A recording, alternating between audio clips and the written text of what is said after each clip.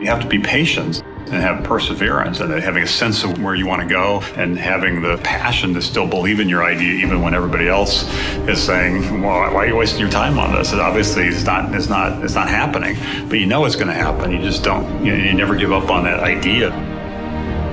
I think what's great about the truly transformative inventions and the entrepreneurial ideas that really end up having a significant impact is they start relatively small, and most people don't quite understand even what you're talking about, and they take some time before they get traction, but eventually they break through, and the impact's far broader than anybody could have imagined.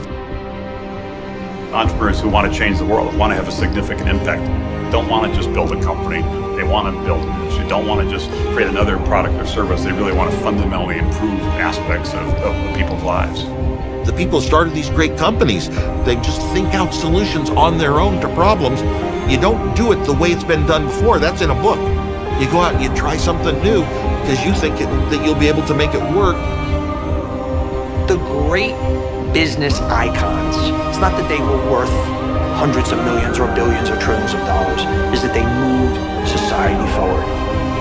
Whatever their motivations, whatever it was, they being here and their lust for success, for power, for money, for fame, moved us forward. Every great business leader I've ever met, in addition to being very smart, very driven, they have this, why not me? Screw it, I deserve it, let's go. And if you don't have that, you can't achieve greatness. With all the great entrepreneurs, it was a mix of believing in an idea, but they also recognized that they had to do some things to take that idea and make it real.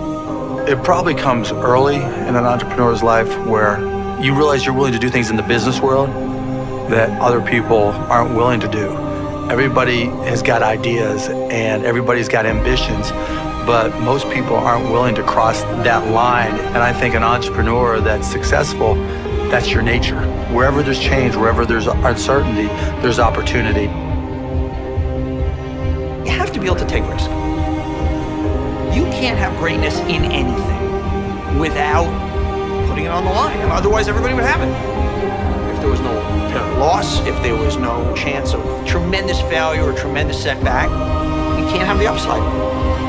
There is no success without risk-taking. And I think that is actually what distinguishes the captains of industry from others. You have to be smart, you have to have vision, you have to have all of these different things. But the most successful people are the people that had the right idea but never, ever quit or gave up. The people that really succeed in life are those that don't quit.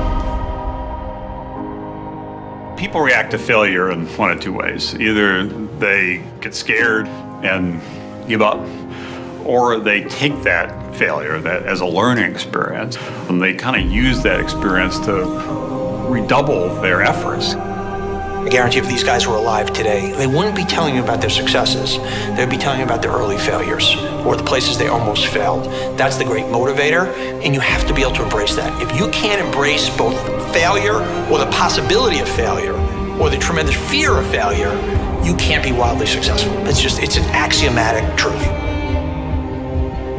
One striking thing about Carnegie, and this is true of the great entrepreneurs, they're willing to take risks. They're willing to roll the dice and bet, in later days, the whole corporation, or in this case, bet his career. Most people are too busy looking on the outside to really check what their barometers say inside.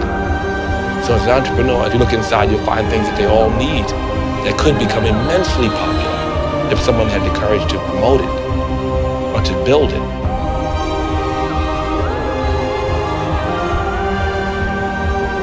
Every business has some uniqueness, either unique talent, unique product, unique capacity, and the trick is to find it and capitalize on it. We are always looking for the next innovation, the next niche, the next product improvement, the next service improvement. You're always trying to get better. He's looking into the future. He looks across the Mississippi and he sees a bridge. And he's able to see that future and then willing to have enough confidence in his vision to put everything he's got into it. and he's willing to convince others that he knows what that future is going to be. When it finally does break through, it is sort of gratifying because you're starting to see the reality of what you always believed, that the vision you had that someday the world would be different is starting to move in that direction. If you were in a well-run company, competing against other well-run companies, you're coming up with ideas to jump them. You're gonna be thinking, they might do this, I'm gonna do this. Business, in the end, is understanding the playing field. Tell me who's on it, what their strengths are, what their weaknesses are, and what is your checkmate play to top them and nail them. And so you're always in that competitive game. You're looking at innovation. You're looking at leapfrogging, trying to get ahead of them. You're never complacent. You're semi-paranoid about what they're doing. That's what a game is all about.